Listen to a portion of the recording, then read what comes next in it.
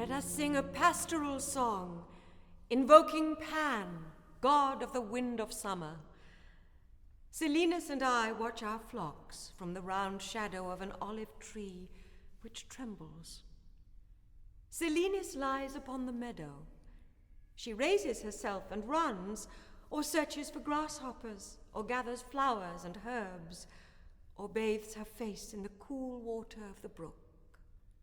And I draw the wool from the white backs of the sheep to garnish my distaff, and I spin. The hours move slowly. In the sky, an eagle passes. The shadow turns. Let us move the basket of flowers and the jar of milk. Let us sing a pastoral song, invoking Pan, god of the wind of summer.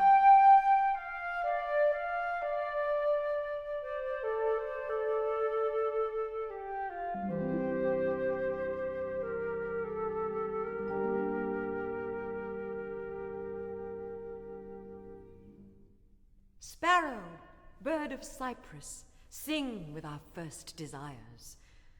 The fresh bodies of young girls bloom with flowers like the earth. The night of all our dreams approaches, and we talk of it among ourselves. Sometimes we compare altogether the differences in our beauties, our hair already long, our young breasts still small. Yesterday I competed thus with Melantho, who is older than I. She was proud of her breasts, which had grown in a month, and, pointing to my straight tunic, she called me little child. No man could see us. We compared ourselves naked before the girls, and if she vanquished me on one point, I far surpassed her on all others. Sparrow, bird of cypress, sing with our first desires.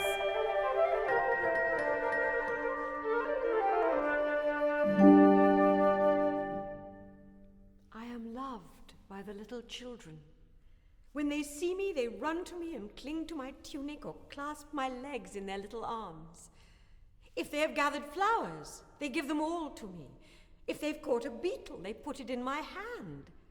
If they have nothing, they caress me and make me sit before them.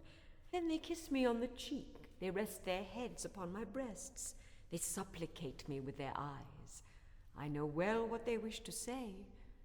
They wish to say, "Dear Bilitis, tell us, for we are quiet, the history of Perseus the hero, or of the death of little Hoérée."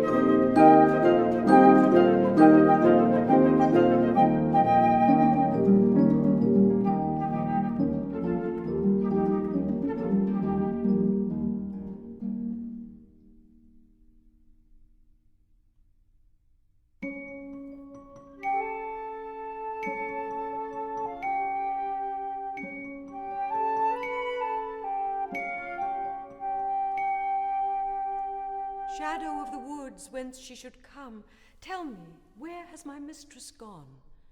She has descended upon the plain. Plain, where has my mistress gone? She has followed the banks of the river. Fair river, who hast seen her pass, tell me, is she near this place? She has left me for the path. Path, dost thou see her still? She has left me for the road.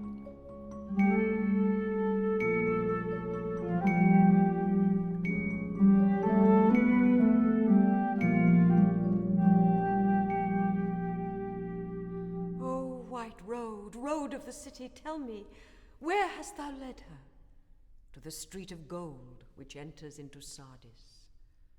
O street of light, touchest thou her naked feet? She has entered the palace of the king. O palace, splendor of the earth, return her to me. See, she has collars on her breasts and circlets in her hair, and 100 pearls along her legs, 2 arms around her waist.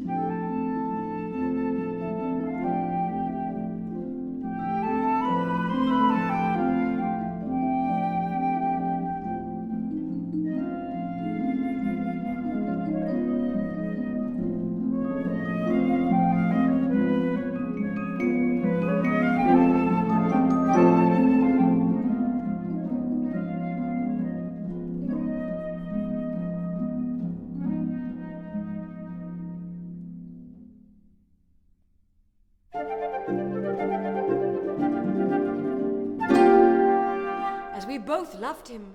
We played for him with dice. It was a great match. Many young girls looked on. She threw at first the cast of Cyclops, and I the cast of Solon, but she the Calybolus, and I, feeling myself lost, I prayed to the goddess. I played. I had the Epiphanon, she the terrible cast of Chios, I the Antituchos, and she the Trichias, and I the cast of Aphrodite, which won the disputed lover.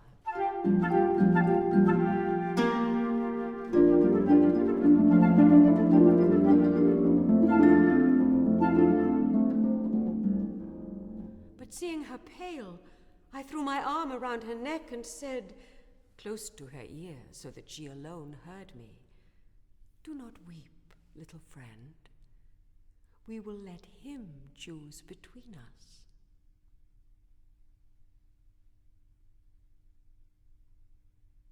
One woman envelops herself in white wool, another clothes herself in silk and gold, another covers herself with flowers, with green leaves and with grapes.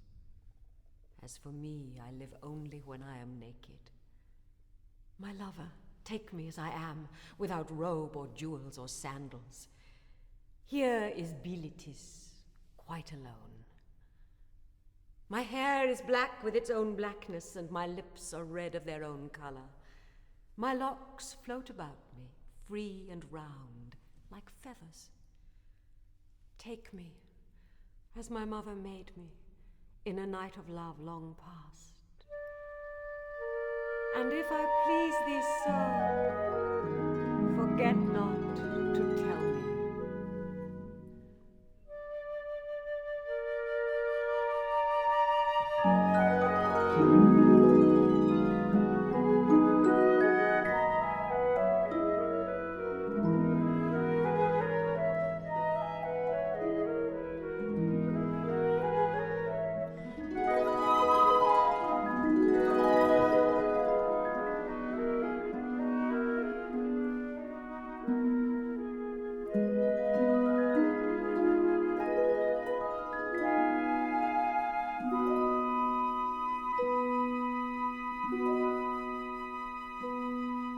Mnasidica took me by the hand and led me outside the gates of the city to a little uncultivated field where there was a marble stele, and she said, "This was the lover of my mother."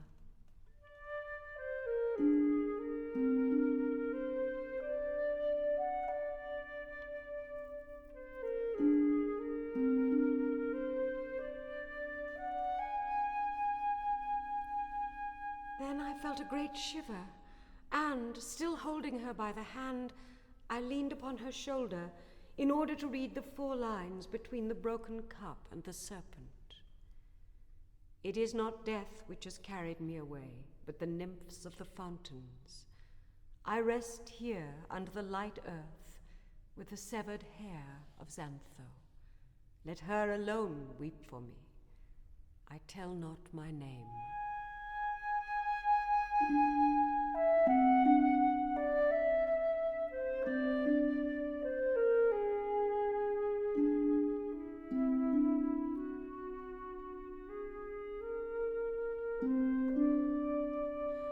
For a long time we remained standing, and we did not pour a libation. For how could we call an unknown soul from the throngs of Hades?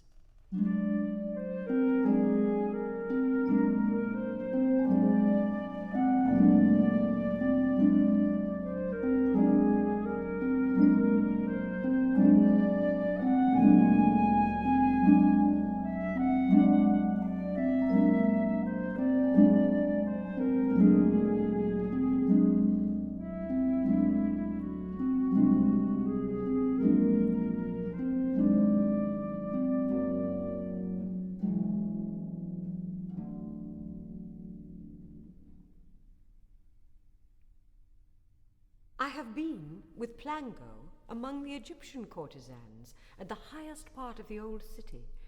They have amphoras of earth, plates of copper, and yellow matting where they squat without effort. Their chambers are silent, without angles and without corners, so much their successive coatings of blue lime have blunted the pillars and rounded the base of the walls.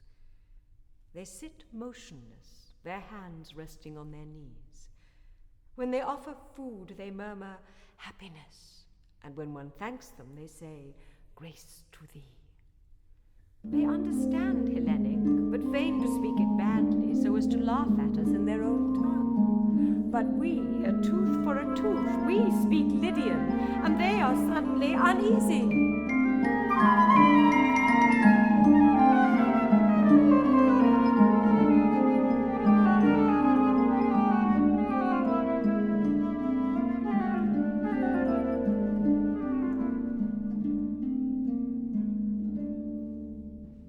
Pure water of the basin, immobile mirror, tell me of my beauty.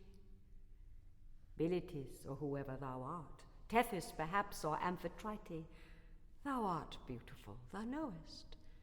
Thy face inclines beneath thy thick hair, which is heavy with flowers and perfumes. Thy soft eyelids scarcely open, and thy flanks are weary from the movements of love. Thy body, fatigued with the weight of thy breasts, bears the fine marks of nails and the blue stains of the kiss. Thine arms are reddened from the embrace. Each line of thy skin was loved. Clear water of the basin, thy freshness brings repose. Receive me, who am truly wearied. Take away the flush of my cheeks and the sweat of my body, and the remembrance of the night.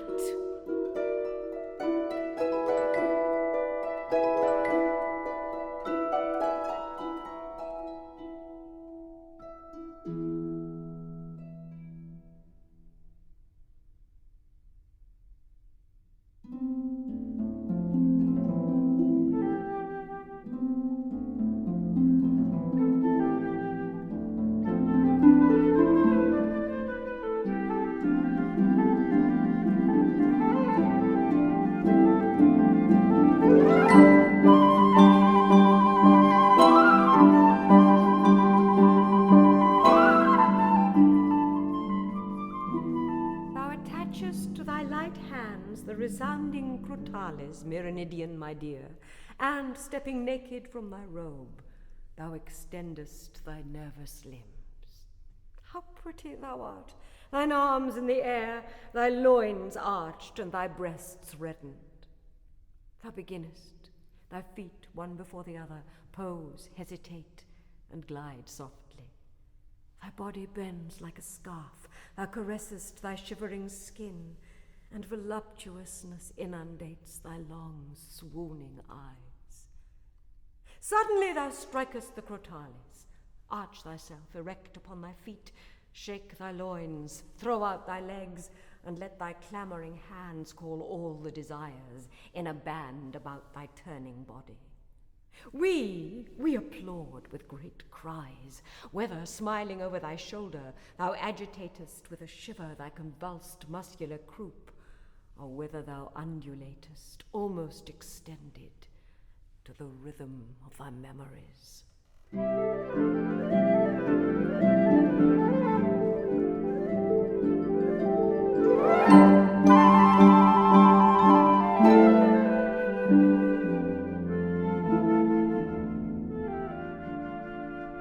They danced, one before the other, with rapid, flying movements.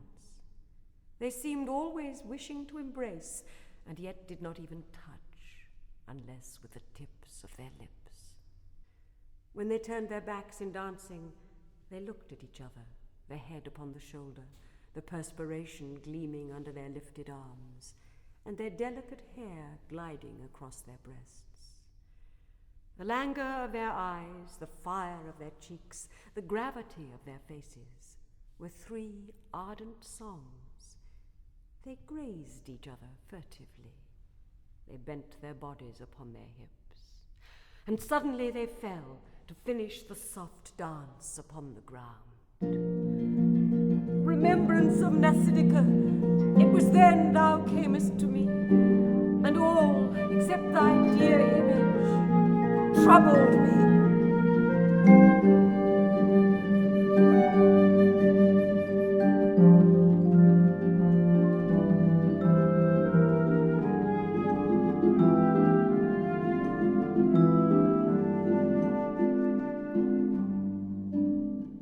The night has passed. The stars are far away.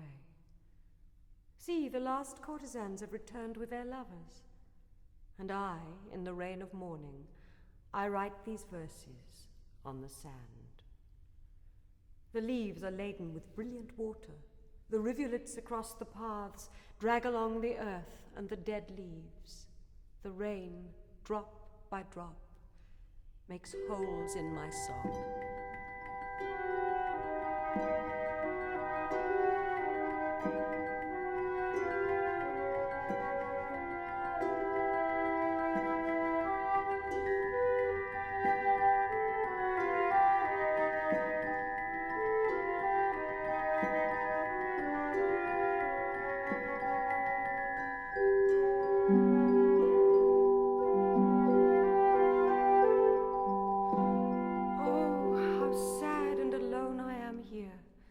The young regard me not, the old have forgotten me. It is well. They will learn my verses, they and the children of their children. That is what neither Metali nor Thais nor Glycera may say, the day when their lovely cheeks shall be wrinkled. Those who will love after me will sing my strophes together.